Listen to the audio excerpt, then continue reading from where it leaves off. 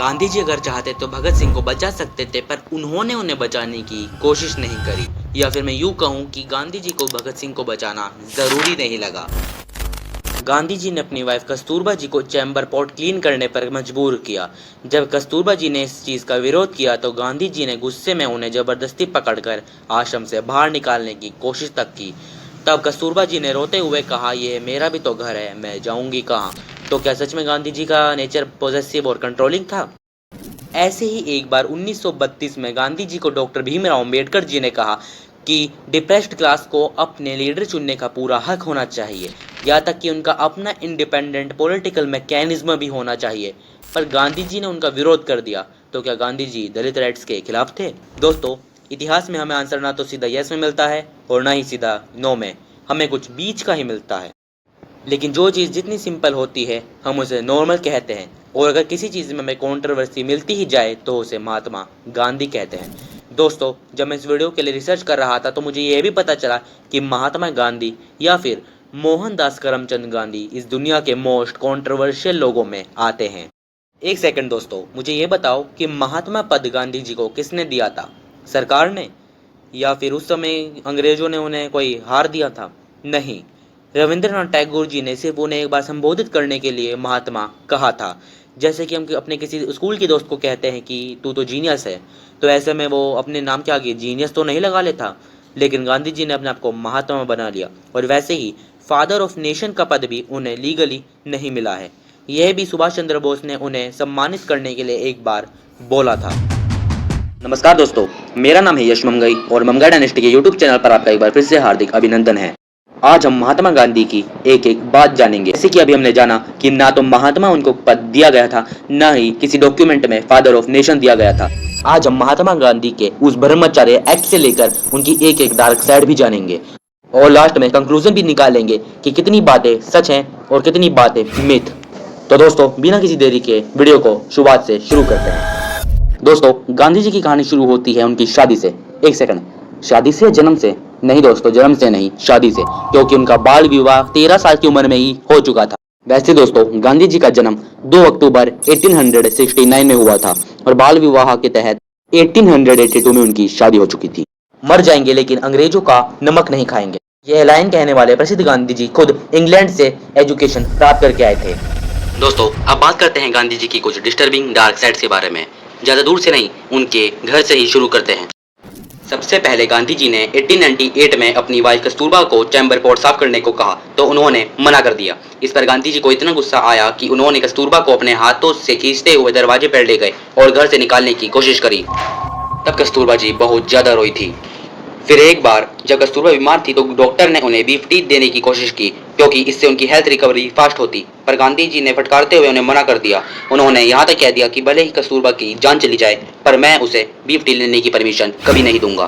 फिर एक बार गांधी जी के अपने प्रोटेस्ट के लिए कस्तूरबा को नमक छोड़ने को कह दिया। जब कस्तूरबा जी ने मना किया तो गांधी जी फिर से बहुत गुस्सा हुए और उन्होंने उनको मनाने के लिए खुद नमक छोड़ने का प्रण ले लिया।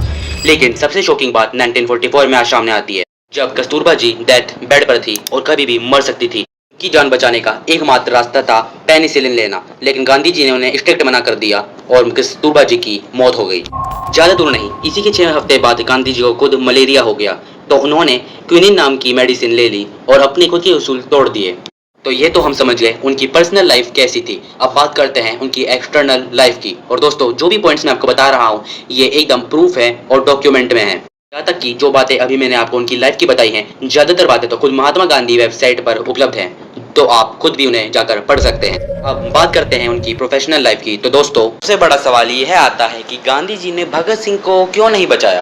ऐसा भी हमें कई रिपोर्ट्स में मिला कि गांधी जी ने 8 से ज़्यादा बार अंग्रेजों ऑफिसर्स के साथ मीटिंग की थी कि भगत सिंह को छोड़ दिया जाए, लेकिन उसके बावजूद भी गांधी जी ने ऐसा क्लोज रखा था भगत सिंह के सामने कि भगत सिंह ने साफ साफ उस शर्त को मानने से मना कर दिया। वह शर्त यह थी कि अब भगत सिंह और उसके दोस्त जीवन भर कभी भी हिंसा के पथ पर नहीं चलेंगे और अहिंसा को मानेंगे। लेकिन भगत सिंह ने इस चीज़ को साफ साफ मना कर दिया और यहाँ तक कह दिया कि आज़ादी के लिए हम बॉम्ब भी ब्लास्ट करेंगे और हिंसा का पथ भी अपनाएंगे।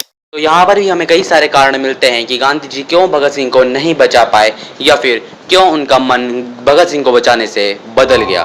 और मेरे प्यारे दोस्तों, अगर आपका हार्ट भी थोड़ा कमज़ोर है तो इस पार्ट को आप जल्दी से स्किप कर दीजिए, क्योंकि अब हम जानने वाले हैं इस वीडियो का सबसे हॉन्टेड पार्ट। और वह बात यह है कि गांधी जी ने 70 साल की उम्र में ब्रह्मचार्य अपना लिया था। जी हाँ दोस्तों, 4 बच्चे, शादी, सब कुछ हो चुका था। उसके बाद 70 साल की उम्र में उनको याद आया कि मुझे ब्रह्मचारी बनना चाहिए। और इतना ही नहीं, उन्होंने अपने ब्रह्मचार्य को प्रूव करने के लिए अपनी पोती की उम्र की कई सारी लड़कियों के साथ रात को नंगे सोए भी। और ये बात भी उनकी लेटर्स में और बायोग्राफीज में कई बार देखी और सुनी भी गई है।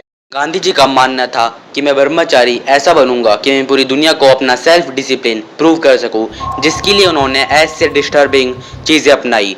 और कमाल की बात यह है कि जिन लड़कियों के साथ वो सोए वह उनसे उम्र में 60 साल छोटी तक। गांधी जी ने अपनी बायोग्राफी में खुद यह भी कहा है कि जब उन्होंने 13 साल की उम्र में शादी करी तो उन्हें यह बहुत बुरा लगा और उन्हें बाल विवाह बिल्कुल अच्छा नहीं लगा। यहाँ तक कि 18 साल से पहले शादी करना उनके हित में नहीं है और वो इसको सपोर्ट भी नहीं करेंगे। उसके बावजूद भी उनके ब्रह्मचार्य एक्ट में मौजूद लड़कियों में से एक लड़की मनु 17 साल की थी।